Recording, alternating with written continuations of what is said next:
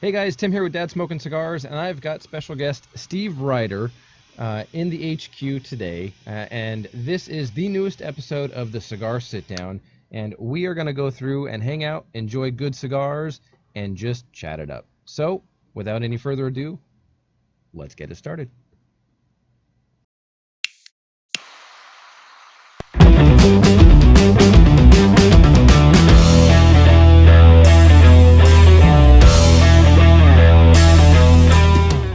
All right, guys, thanks for joining us on this episode of the Cigar Sitdown. As I mentioned a second ago, we've got Steve Reiter in the HQ today on this episode of the Cigar Sitdown. Steve, why don't you go ahead and introduce yourself, give us a little bit of a rundown of who you are, what you do, and how we ran into each other.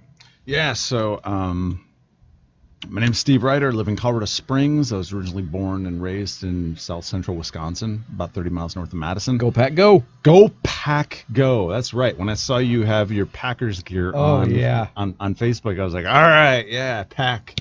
Yeah, baby. I've been in Colorado now for 22 years. I was the chief audio engineer at Focus on the Family, National Radio Hall of Fame broadcast, and then left to go help start another radio broadcast called Family Talk, which ended up becoming the largest rollout in radio history. And now I have my own media company called Reiter Media. And I've been doing that. The company's been around for, it'll be 8 years in March. Okay. But I've really only been doing it full time for probably, I'd say, about 3 years. Okay. Very cool. So you're in Colorado Springs now. You grew up in Wisconsin, and you have traveled the nation quite extensively and traveled the globe somewhat, even recently. You spent Christmas in Australia. Yes. I've got a brother that lives in Brookton, Australia, which is about 2 hours southwest of Perth on the west coast. Okay. And so we spent in rural Western Australia. Uh-huh. Very small town. Town's probably only about 1,200 people, wow. which is about the same size as the town that we grew up, we grew up in. Mm-hmm. In the 1980 census, it was about 1,200, and we spent felt like home, but on the beach. Yeah, well, no, so Brookton is inland. It's okay. What's called the wheat belt. So there's lots of wheat fields that are out there in that area of where they live. Okay.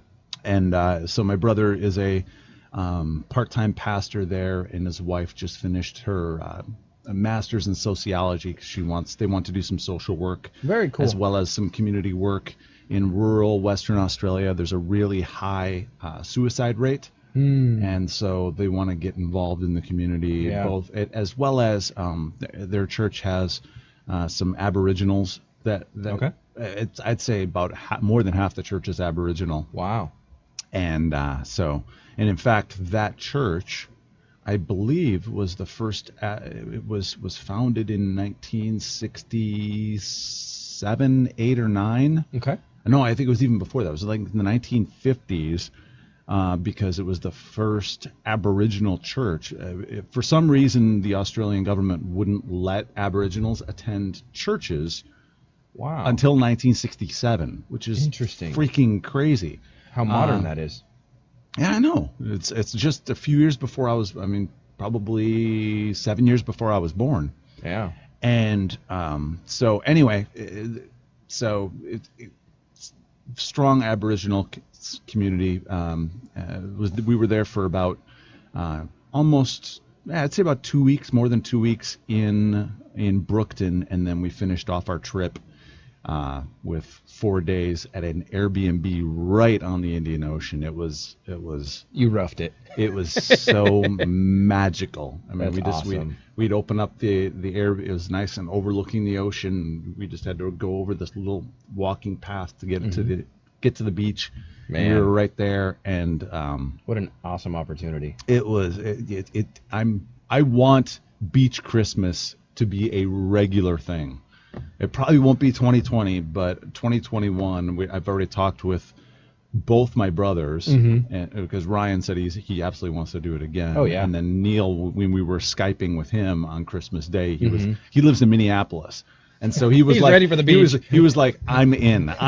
So then it's just a matter of trying to figure out a place that we can get my parents to that's driving distance. We're thinking probably Gulf Coast. Okay. Maybe South Florida, Naples, Fort Myers, south. Nice. On the Gulf side. That's kind of where I'm looking at right now. Instead of a white Christmas, go for a white sand beach Christmas. Exactly. That's what I was saying. That's what I was saying when we were over there. So Very cool. So you and I got introduced, I guess you could say, to each other through a Facebook group, a private one, but through a community that you were an integral part of because you operate the podcast and do the interviews and all of that, called Holy Smokes. So tell us a little bit about Holy Smokes. Yeah, so Holy Smokes started, I believe it was 2007. I'd have to go back and listen to that first episode with Kay Hidamine. Kay basically is a super connected dude, and one afternoon in 2007, he sent a text to a handful of megachurch pastors in the Colorado Springs area saying, "Who wants to have a cigar?" And everyone showed up. Everyone that he texted showed up. That's awesome. As well as some other people that weren't. They're not taboo. Yeah, exactly. I'm actually trying to see if I can work it into my schedule tomorrow to record an episode, The Theology of Cigars. Ooh, very Part cool. 1 with Brett Kunkel, who's lives in Tustin. He's OC, correct? Yeah. He runs the OC group. Yep. And so anyway, at that very first cigar event in Kay's backyard, it wasn't his very first cigar event, but it kind of became known as Holy Smokes. Everyone there said, "I need more of this in my life." At the end of the evening, they said, "I need more of this in my life." Yep. And these are pastors admitting this because they were getting fellowship. Exactly. I mean, one of the things that we had a conversation with my brother about is with him being a pastor, he doesn't have anyone to talk to. And I basically told him, I said, "You need to have this in your life." And so anyway, they started meeting on a kind of semi-regular basis, and they came up with someone came up with the term Holy Smoke, and so they abbreviated it as HS, which could be interpreted as Holy Spirit time. HS time, Holy Smoke time, instead of Holy Spirit time. And so that way, if in an email or a text, whatever, if the assistant saw it, it wasn't something where it was like it kind of became flagged by, "Oh, you do cigars, huh?" Yeah, exactly. There was code names for it. And so anyway, it started to just really kind of grow from there. And Kay eventually started a Facebook group. We started meeting regularly in Colorado Springs. Thousands of members. Yeah, we're I believe over 3,000 members in the Facebook. 3,100, 3,400, something like that. Is it that much? Okay. I think it's about there. Yeah, last time I checked. Yeah, I haven't looked in a while. My focus has been on the Facebook page, the public page, right? Trying to get those numbers up, because trying to get people converted from that Facebook group to the Facebook page has been laborious, because people just they're used to going to one source. Exactly. Yep. Exactly. And so anyway, I became familiar with Holy Smokes probably, I'd say, just over 5 years ago. In fact, it was just over 5 years ago. It was 2014, probably September, I want to say, maybe October. And a mutual friend of mine was in town, and we were recording some episodes for the Eternal Leadership podcast, which is one I started with a buddy of mine, John Ramstead. And so John came down, and we were recording our very first episodes of the Eternal Leadership podcast. And because John was so close to Kay's house, Kay just kind of swung by, said hi, and John introduced me to Kay. Now, Kay and I had a ton of mutual friends on Facebook. Oh, wow. Ton of mutual friends, but I'd never actually met the guy. Yeah. I'd only occasionally heard about this Kay Hidamine. Hiramine is. I was going to say, if you can pronounce it from the way you read it. Yeah. When you look at it, it says Hiramine, but because it's Japanese, it's Hidamine. And so that's Kay Hiramine, dude. and so anyway, Kay, like the second question he asked me, or maybe even been the first question he asked, it probably was the first question. You like cigars? Now, I smoked cigars in college, and they were the cheapest of the cheap because I was a broke college student. That's exactly I mean, I bought a box of Philly Titans and I still have that box. and my college roommates would make fun of me. But Still to this day they make fun of me that I smoke cigars because they're dorks. And so anyway, I was like, yeah, I'd love to, because since college, the only time I would ever have a cigar would be like during poker. I'd have, a couple times. Traditional, stereotypical guy's poker night. Exactly. Yep.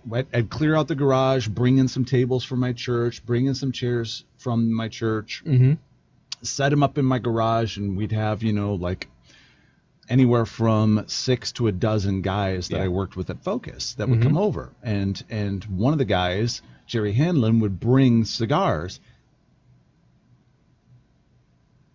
As I keep this thing lit.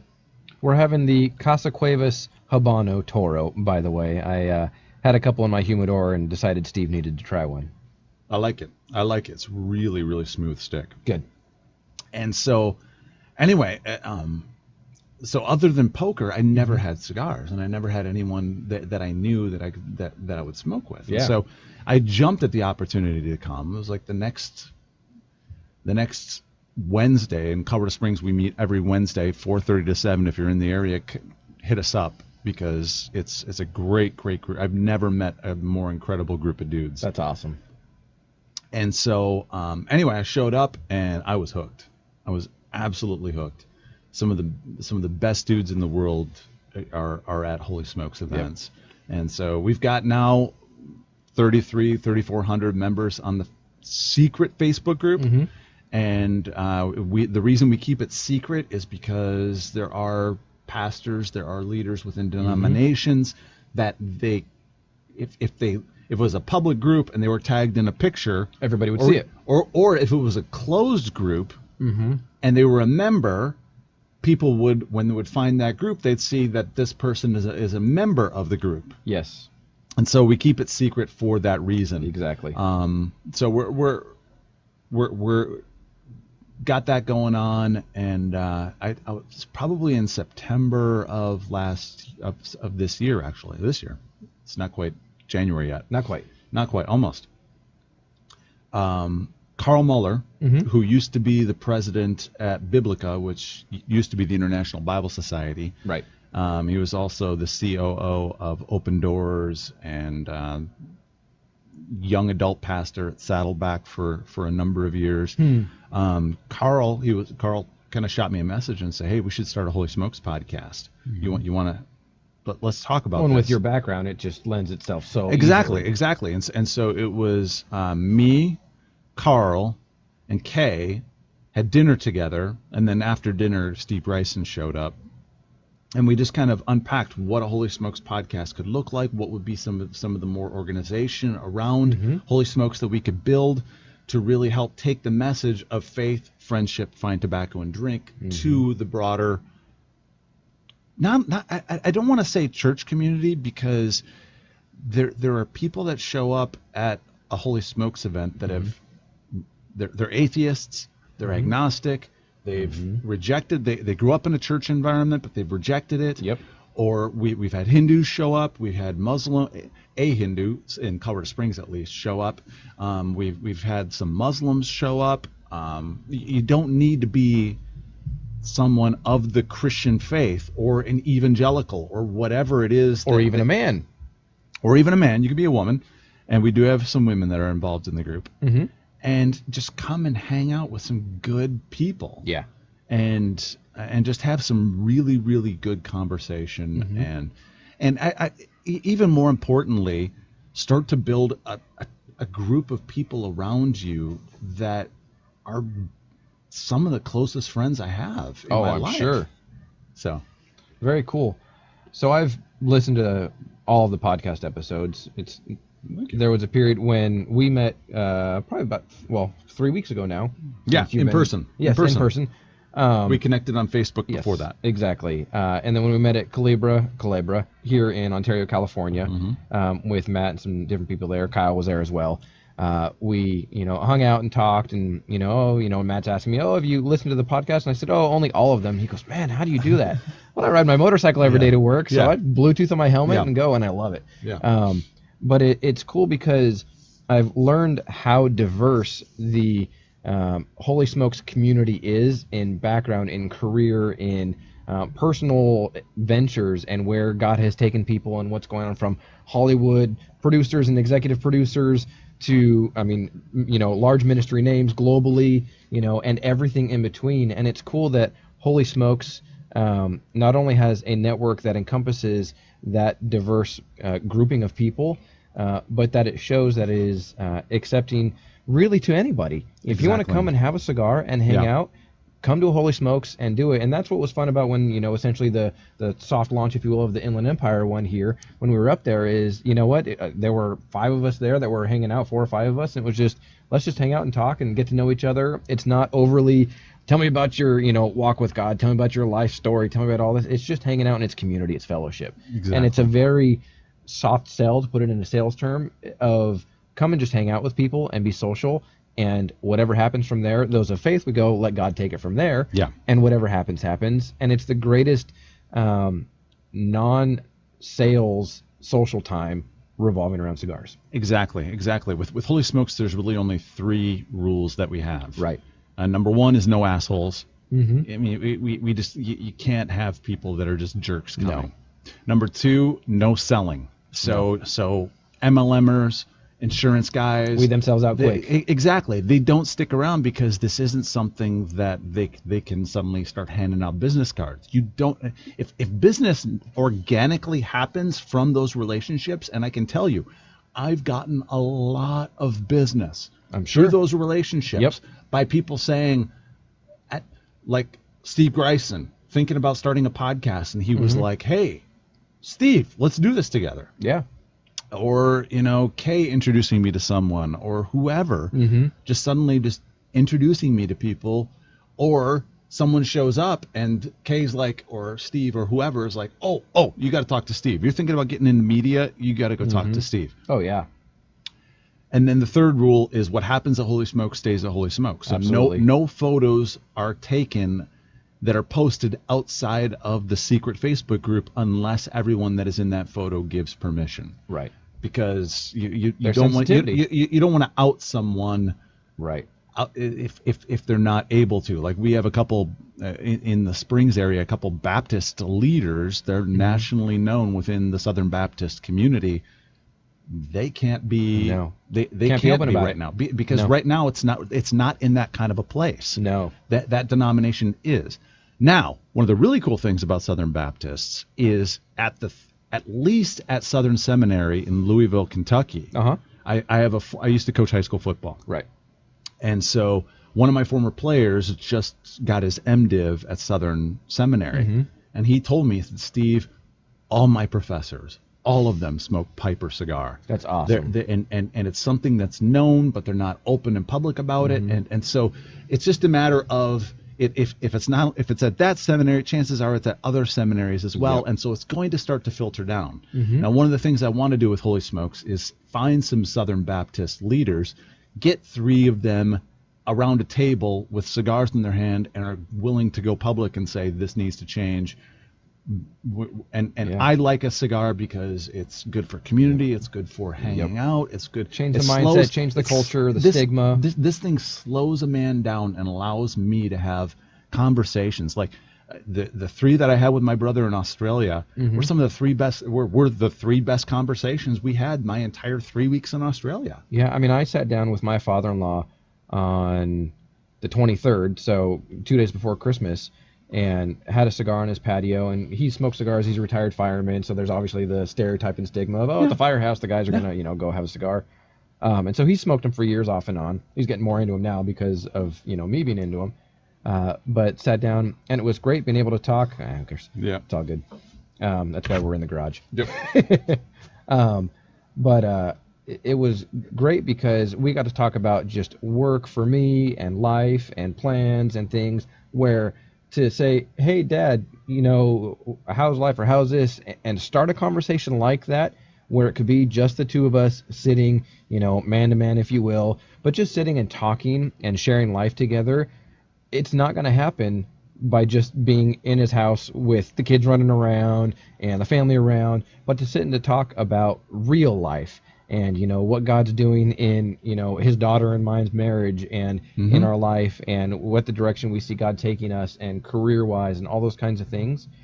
The cigars are the common denominator in all of that, being able to open up conversations at a level that normally you wouldn't get if you're just sitting socializing. You can get it at a restaurant, you can get it things like that, but there's almost like a natural progression to getting real when you're sitting talking with a cigar. Absolutely. Yeah. I mean, and there's a book, I want to say Les and Leslie Parrott wrote it, called Men Are Like Waffles, Women Are Like Spaghetti. Yep. And, great book. And when we're in our cigar box, this is what we're doing, and we're talking. Whereas when we're in the house and we are with the family and we're having a conversation with our father-in-law, it's not going to hit that same level because there's so much other stuff going on. That vulnerability is almost, our guard is up because we got kids running around, we got the family running around, we've got whatever's going on. Having this out in the back porch drops it way down. It drops. Yep. It drops. And it allows us then to start to become a little more vulnerable. And there's something about having something in your hand as opposed to just sitting there. Just sitting here. What do we I don't know if you remember that ESPN commercial back in probably the mid 90s where it was just a bunch of guys standing around not saying anything. Vaguely. And ESPN said football season is coming. Men will have something to talk about again. Yes. If we have this in our hands, it gives us just that little bit of thing to do in order to get a conversation going. Exactly. And it's just great because when you hear about military families and dad or grandpa doesn't really talk a whole lot about the stories or different things like that. I haven't talked a whole lot with my father-in-law about him and his time as a firefighter, and he worked his way up to where he was fortunate enough to be to retire as a deputy chief of one of the local cities here in Southern California. And he's never really shared about calls that he's gone on or things like that, essentially his own war stories. And we're sitting out there and, casual conversation, just talking. I said, I'm sure that you've got some interesting stories, not asking for him to tell me any, but he was talking about it, since I've been retired and all these different things. And he went in and told me about, certain things that he saw when he was first, on the fire service to later on, and all these different things, and strike teams with brush fires. California, that's just how it goes. I mean, across the country now, but I'm never gonna get. Yeah, we got speaker buzz going on from other stuff. Oh well. I knew you'd pick that up too. And I heard at the beginning. I thought, should I pause? Forget it. But being able to hear those stories aren't stories that I'm going to get to hear if it's everybody sitting around together. It was one of those, hey, we're talking and it's real life. And I went through this and I dealt with pulling up on a call where it was a young child where ABC happened. And then I had to go and, answer questions legally, do all those kinds of things that are essentially his own battle stories. But because of a cigar, I was able to learn more about what my father-in-law experienced in the fire service that made him the man he is. Yeah. And it was just really cool. Yeah.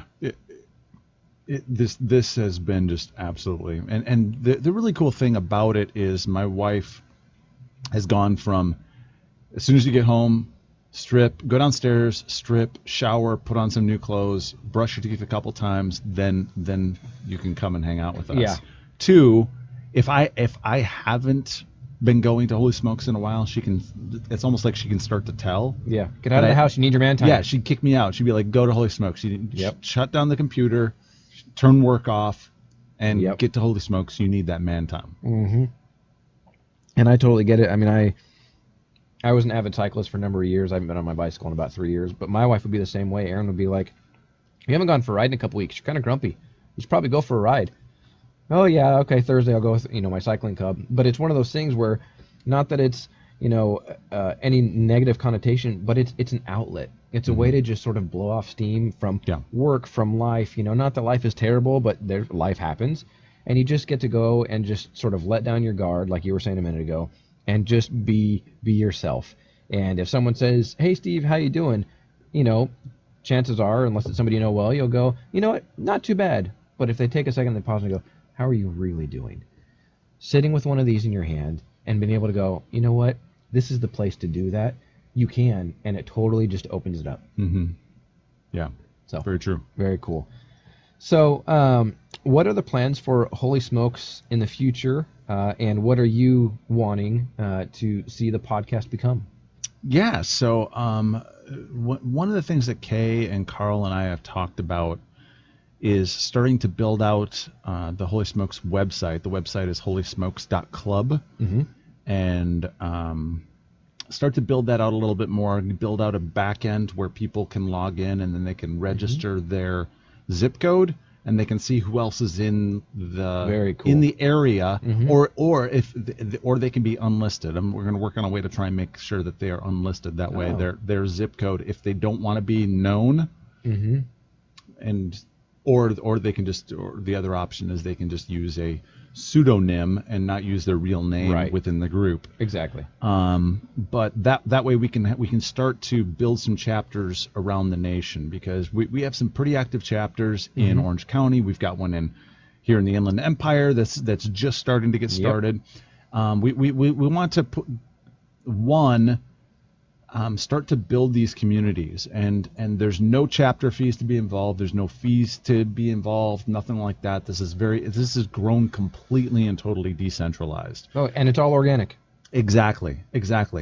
And so we want to start having some Holy Smokes in every single community, or within a short driving distance of every Right. single community in the nation. That'd be awesome. And really even around the world, because we do have guys that are, we have an active group in Rwanda. I mean, there's people that travel internationally. Hey, I'm going to ABC country. I'm going to be here for a couple days. Any, Holy Smokes members want to join up for, an evening and enjoy a cigar. Two of my great. Two of my favorite stories. One, it was a couple years ago maybe, where Carl Muller was in Malta and said, "Hey, I'm at this conference. Anyone in the Holy Smokes community here? Let's get together for a cigar." And sure enough, someone was. And so they got together in Malta and had a cigar in Malta. That's awesome. And then it was last summer, I want to say, not 2019, but 2018, where there was a guy in Rome, and he was like, "Hey, I'm in Rome. I want to have a cigar outside the Coliseum. Who is here?" That And would 2 be days, so cool. Sure enough, someone was there.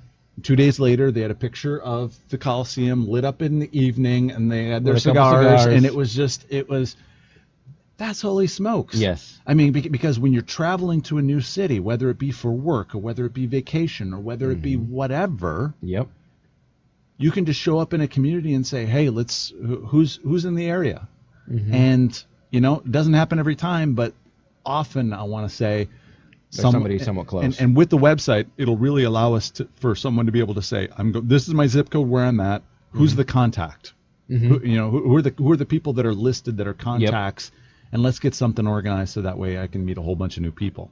I think Kay mentioned this on either the first episode or his story, where he's heard from guys that have said, "Hey, listen, if it wasn't for Holy Smokes, I might have, and not for me traveling to a city and getting introduced to someone, I might have hooked up with someone and picked up someone at a bar and hooked up and cheated on my wife. Yeah. Or I might have turned on or surfed and watched porn or whatever."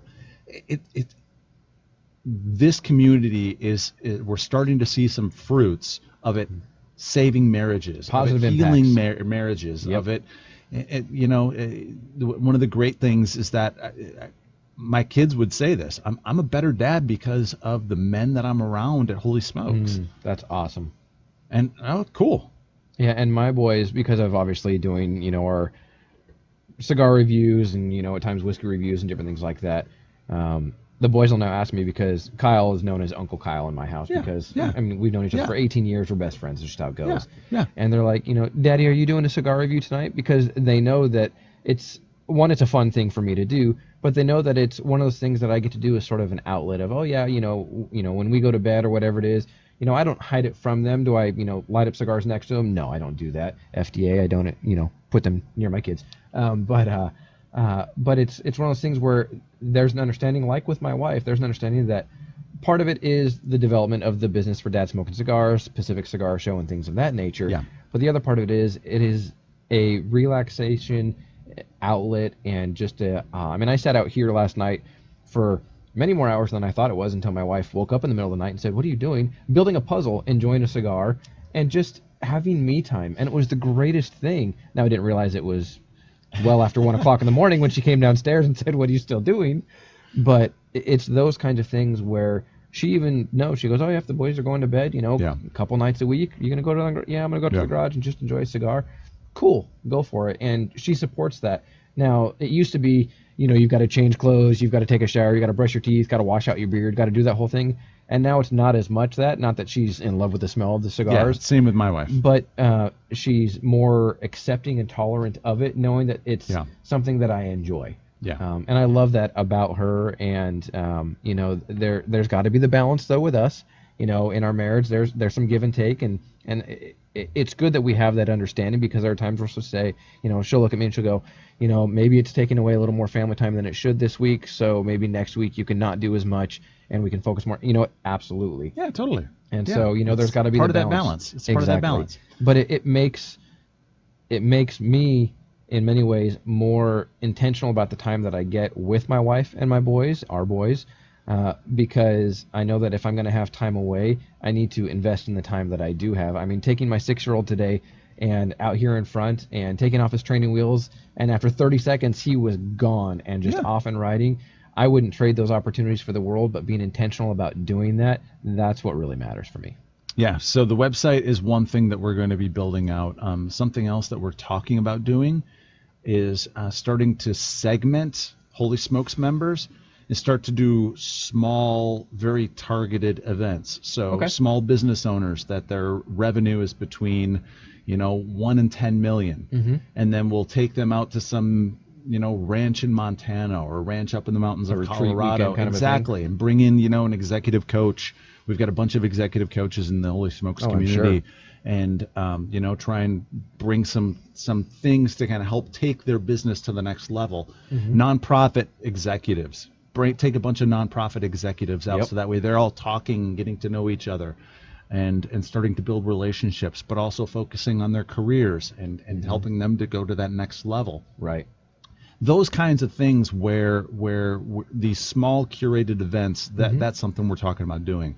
Next summer in Colorado Springs, we're going to have what's called the Conclave, and it's going to be jumping around to it's going to be a full day or two, I believe. I think it's just one day, but we're going to have people driving between all the various locations that we hold it in Colorado Springs, and we'll have some local, vendors and whatever else, and so starting to kind of build the idea of some events where people go to someplace and we do something.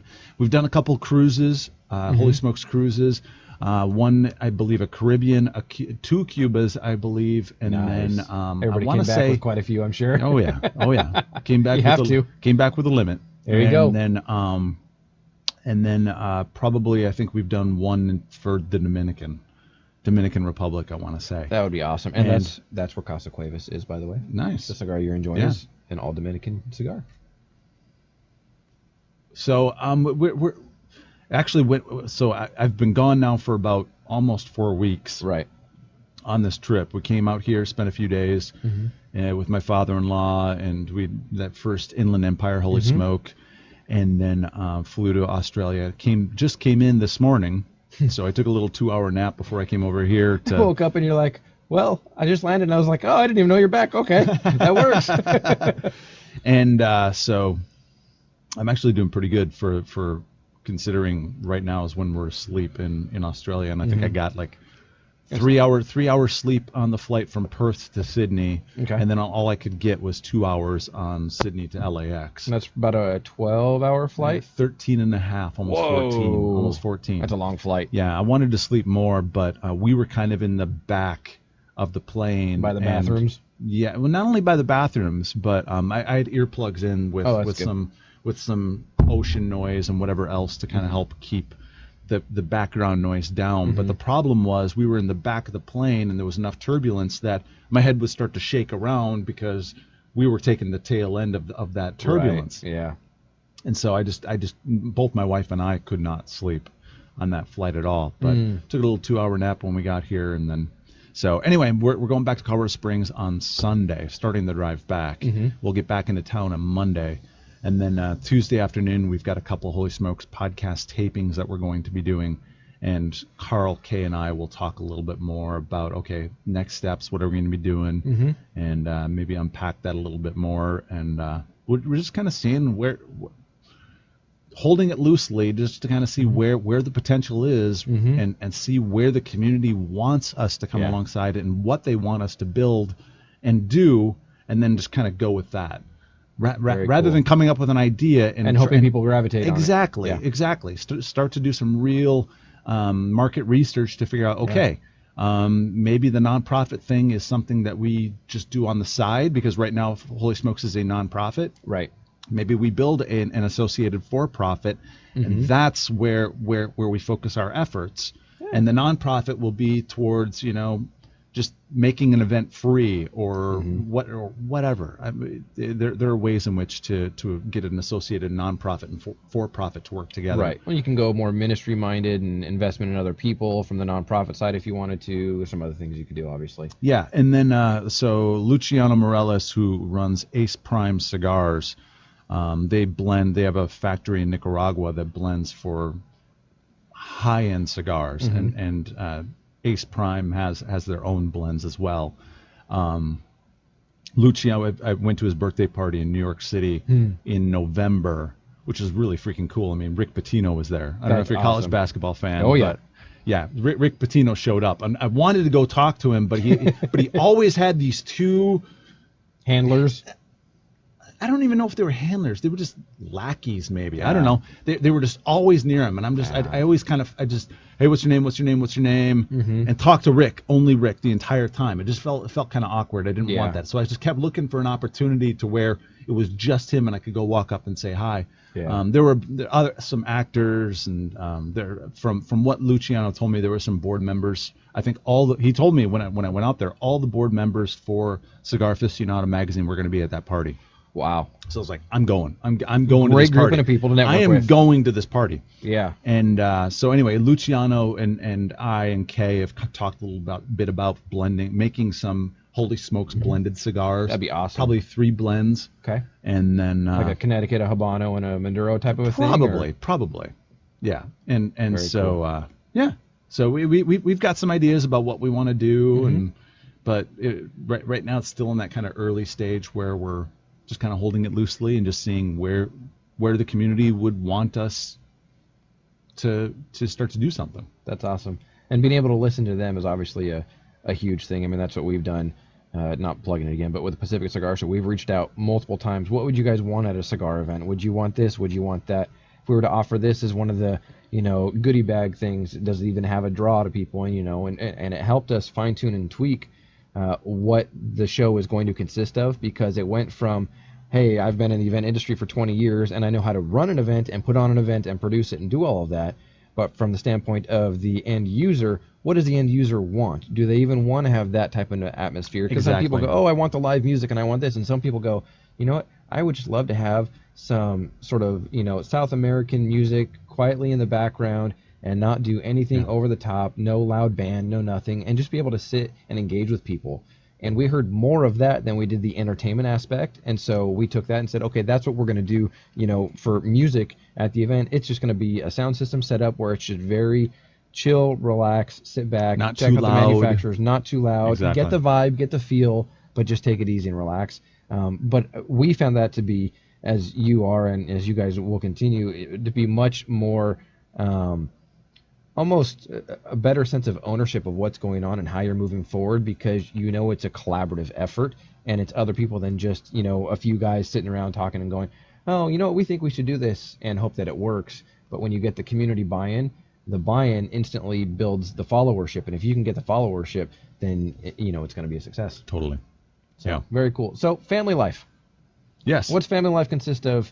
You've mentioned your wife. Yes. Kids. Yeah, we got 2 boys, 15 and 13, and so been married now for we got married in 2001, so 18 years now, and Yeah, it's not something that has gone easy because my wife has gone through some massive health Yeah, challenges. we were talking before this about that.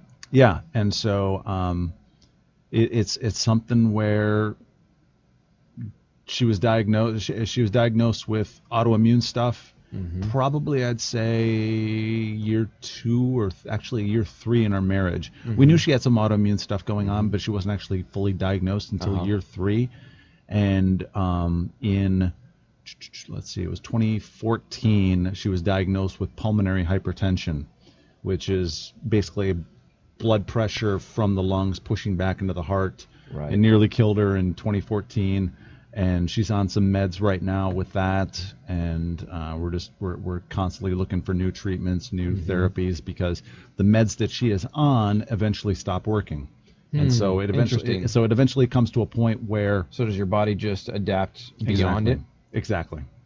So they just keep increasing the meds, increasing the meds till there's no effect, and then it's either a lung transplant or she dies, which is a massive, massive surgery. And so Yes, and I can understand that one because my cousin, who's about 6 years younger than me, has cystic fibrosis, and January 2nd, so in just a few days here, will be the 1 year anniversary of a successful double lung transplant. Nice. That's cool. Which was a total God thing, and she gives all the glory to God for it.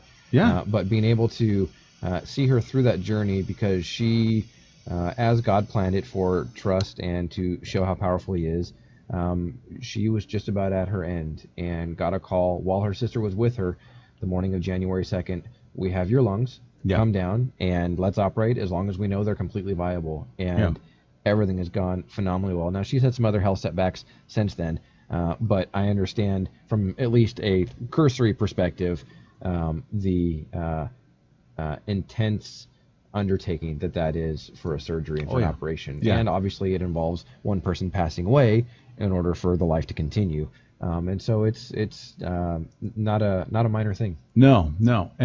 With my health journey, I have really gotten into the whole biohacking idea. So it's basically taking your biology and tweaking the environment inside and around you in order to elevate yourself and make you healthier, more stronger, faster, thinking faster, sleeping better, all that kind of stuff. And so I'm listening to this stuff that's very cutting edge health stuff. And there's stuff coming down the pike that I have no doubt that will eventually eliminate the need for the lung transplant. Yeah. Like right now, pluripotent stem cells hold a lot of potential in terms of regenerating our health. Wow. So you take the best stem cells from a placenta or an umbilical cord, you multiply them because they're pluripotent. They can go anywhere in the body and find where repairs need to be made and make repairs. Yep. Unfortunately, right now at this point, there was a study, and there was only one study in Canada that didn't show any improvement with pulmonary hypertension. I'm confident at some point it's going to get fixed. Fine-tuning, tweaking here and there, God will reveal it. It's just a matter of trying to keep her healthy enough that she's going to be able to catch that breakthrough that comes through when it happens. Right. So she doesn't need the lung transplant. Yeah. But because then there's a whole nother domino effect of things, immunosuppressants for the rest of her life and all these other things, and there could be side effects. One that my cousin is going through, where essentially there's it's a form of cancer, essentially, where she's got lesions on her femur and different things like that, which is very unfortunate. But she takes it from the perspective of, God gave me these lungs. He got me to that point. He's going to get me through this.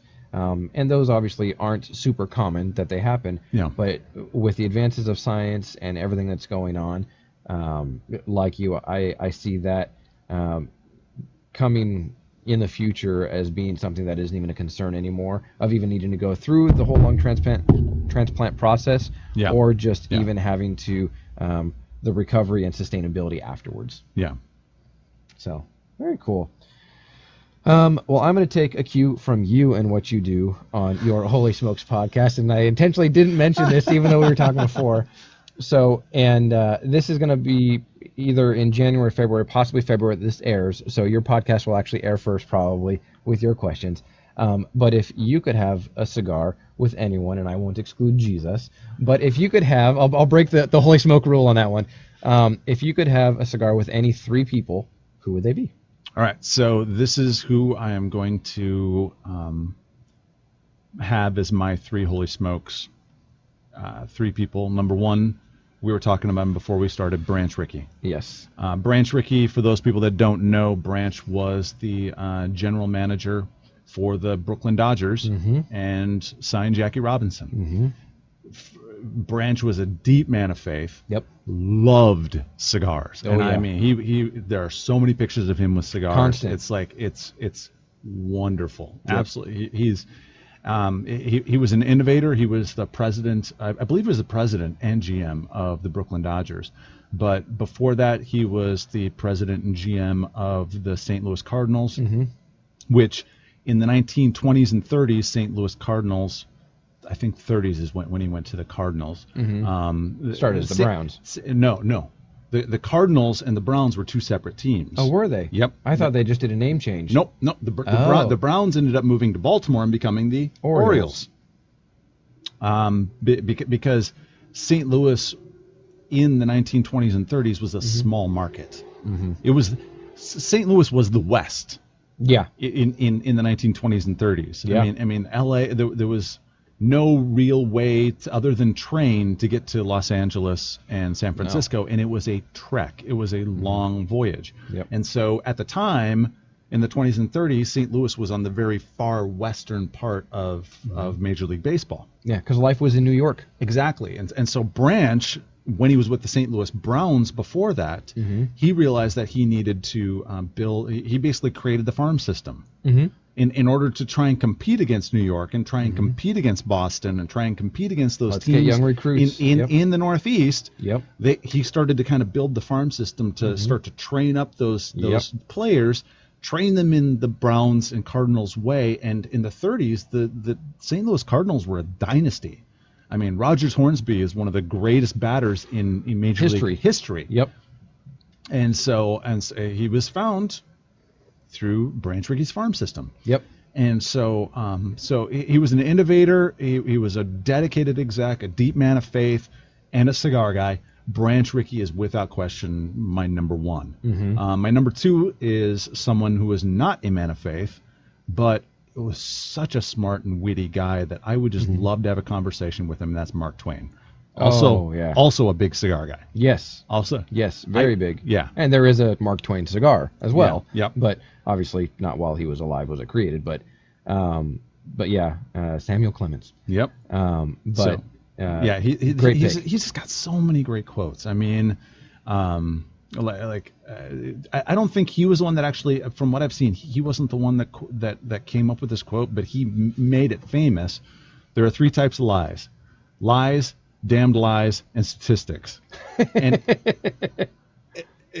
it's the truth. I mean, and when you look at the way in which a study, you can make a study say anything that you want it to say. Oh, absolutely. You can, in terms of, like I remember one time there was a study that said, you can help ward off cancer by smelling farts. What? How does that make sense? The methane gas is going to kill it? I mean, it's something, and there are all kinds of studies where it's never duplicated, but it's just one single study, and it just so happens and that's their finding. Exactly. So that's one. Another one, he's got a bunch about Congress, just a bunch. So what is it?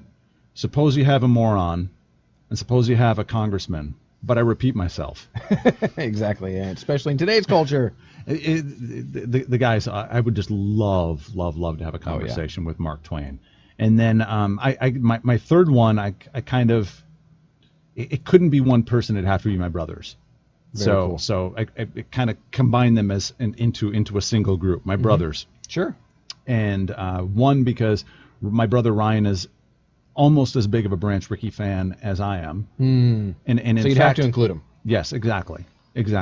And in fact, his wife has a cousin who is the great grandnephew of Branch Rickey, and his name is Branch Rickey. How cool! And so I now have an access point to get to the family if I ever want to do any kind of I have an idea of doing a documentary at some point, but starting out with a a podcast radio documentary, if you will, talking about Branch Rickey's life and talking about his stories, where I get the historians that have written about him and kind of craft his story in podcast form. It's something I'm going to do at some point down the road. It might be. Does that Branch Rickey enjoy cigars at all? I don't know. I'll have to ask Ryan. My brother. That would be an interesting. Oh yeah. And in fact, my brother is friends with Branch Rickey on Facebook. How cool! And it's kind of funny to see Branch Rickey posting on my brother's and that many generations down. Yeah, exactly. So then my brother Neil, he would just I know for a fact he has that same kind of Mark Twain wit and sharp mind, and so he would absolutely just love to have a conversation with Mark Twain. So very cool. Yeah. Good 4 people. 3 selections, we'll call it. So you're about halfway into the cigar. What are your thoughts on it now? I like it. It's just consistent, nice and smooth. Easy draw, good flavors. Yep. Now, what type of cigar do you typically gravitate towards, and how did you get into cigars? So I typically gravitate towards Maduros. Okay. For my palate, it just goes well with full flavor, a little bit of spice. Exactly. And for me, after I'm done with a Maduro, there's if I go with a Connecticut wrapper, it's just there's just something in my tongue that just it's almost just bites. It just doesn't sit well with me. And so I'm typically a Maduro guy. Okay. And so for how did I get into cigars? College with the Philly Titans, and then with the poker nights at my house, and then with Holy Smokes, I just started to kind of just check out all these various blends and see what I liked the best. And Maduros probably are at the top, and Undercrown, their Maduro, the Sun-Grown Maduro, or just the standard Maduro. Just the standard Maduro is one I like. I like the CAO flatheads. That just has a great flavor for me. You've had quite a few of those 660s on podcasts. I have. Yeah, I got a bunch on Cigar Bid, and I burned through Dangerous them. place. Yes. And then probably one of my favorites, my favorite Maduros, is the H. Upmann 1841 Reserve Maduros. Nice. Those are just it's probably, I say, my favorite. Like when we were at the Inland Empire one, Holy Smoke, Kyle asked me for my top 2, and that was one that I thought about afterwards. I was like, oh, the H. Upmann 1841 Reserve Maduro. So yeah, that's easily my favorite Maduro. Now, what is your number one? Would that be it, or what is your right now, at least with your palate or experience wise? What's your number one cigar? So I'd say that's one of them. I really don't see. I have a buddy of mine. His name's Owen Hill. He's a state senator in Colorado. Holy Smoker. I love Owen. I'll have him on the Holy Smokes podcast at some point in January or February when I get back. Nice. Owen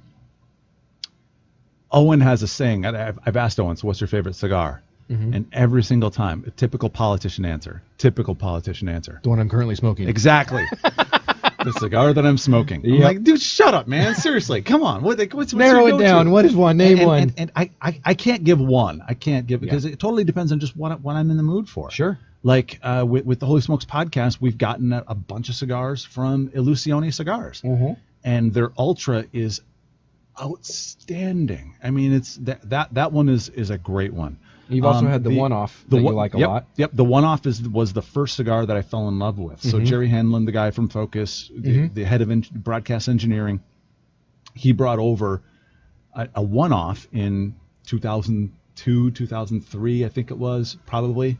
Might have been 2004. And he brought me one, and I was like, this is my favorite cigar that I've ever had. and one was the flavor. It was just a great flavor. I like Nicaraguans. I love Nicaraguans. Nicaraguans are probably overall my favorite. Which, if I remember right, the 1841 Reserve Maduro is mainly Nicaraguan. Okay. If I remember looking at Cigar International, I'm like, that's probably why I like it so much. There you go. And but the one-off, it's a little bit lighter stick than obviously than Maduro, but the flavor is great, and that orange peace symbol on that cigar is bright orange. I freaking just love that. There's something that's just if a cigar is a good tasting cigar, but it has a band that I absolutely love, there's something just Makes it cool even about better. it. Oh, absolutely. Yep. Well, I mean, just a basic band, you can look and you go, whatever. And a lot of boutiques and mainline have gone much more colorful, hyper colors, neon colors. I mean, you can think about like the, of course, I'm drawing a blank on it, but there's one put out by Espinosa, something numb, not wonderfully numb. I'm blanking on what it's called, but it's just got colors and it's literally a psychedelic looking band. And you look at it, and I think it's called Comfortably Numb. And Pink Floyd is probably one of my favorite bands of all time. and the colors and everything on it, I mean, it stands out. It just pops. And it's one of those that you look at and you go, okay, yeah, I could see why somebody, if they're walking through a humidor, we're looking, go, just because it looks cool, I got to try it. Comfortably Numb. I'm gonna have to look that one up. I'm gonna have to get one because when I was in high school, my high school art teacher, Ken Ura, everyone called him KY.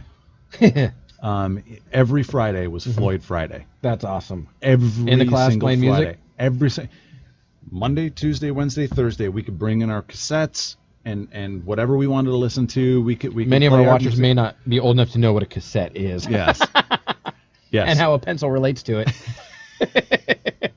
And so anyway, every Friday was Floyd Friday. And so he really instilled in us a love of Pink Floyd, and so that's awesome. The idea that there's a cigar called Comfortably Numb, that one might become a favorite. There you go. You never know. Perfect. Well, how can people connect with you? How can they find you? Holy Smokes, where can people get in contact should they want to find a local Holy Smokes near them and or connect with you? Yeah, so Holy Smokes, you can go to the website, holysmokes.club. That's holysmokes.club. We have a Facebook page. I believe it's Holy Smokes Cigar Club. Facebook.com/Holy Smokes Cigar Club, I believe. That's what it is, yeah. Yeah, if you just go and you look for Holy Smokes in Facebook and you find the one that has the cover photo where it says faith, friendship, find tobacco and drink, that's the one. Glass of whiskey with the wing logo on it, which is really cool. Yeah, Steve Greisen was the one that designed that really logo. Cool. And so those are probably the two ways. And if you want to get into the secret Facebook group, you can just send us a message through the Holy Smokes Facebook page, and then I'll send you a friend request and add you in. And no offense if someone just decides to drop me as a friend after you're in. It doesn't matter to me. There you go. And because unfortunately there's no way to get in without a friend actually sending you an invite. So I've tried to get a link to the club, and then I've had some people that have had success by facebook.com/groups/Holy Smokes, I believe. Maybe Holy Smokes Club, and they can submit a request. I've successfully brought someone in that way, but most people they got to dig deep can't. to find that. Exactly, and you can't post. You have to use that URL within a web browser, and not everyone is still able to get in. So it's one of those things that, unfortunately, because of the secret nature. But as we build out the website a little bit more, you just go to that, and then we'll have a back end. Where we'll eventually migrate people from Facebook to trying to keep it central within the website for those announcements, because so often in Facebook, you're at the mercy of whatever Facebook wants to put in your feed, whatever algorithm they decide to use for the day. Exactly, and if someone's having an event, you often may not find out about that event until like a day or two afterwards, unless they invite you, and to invite that many people is laborious. And so one of the things we want to do within the website is to be able to just send people a message within a 15-mile, 20-mile radius, 50-mile radius, whatever. If it's We're a meeting bigger up event, here on this day. Exactly. And then boom, you'll get a message through the website to kind of say, hey, Holy Smoke in Denver, or Holy Smoke in Pasadena, or Holy Smoke in wherever the Hamptons, or whatever, wherever, Portland, Maine, and very cool. Well, I appreciate you coming on and sitting down and enjoying a good cigar and being on this episode. Thanks, bud. All right, guys, I'm Tim with Dad Smoking Cigars. This has been Steve Reiter. This has been this month's episode of the Cigar Sit Down. As always, we'll see you.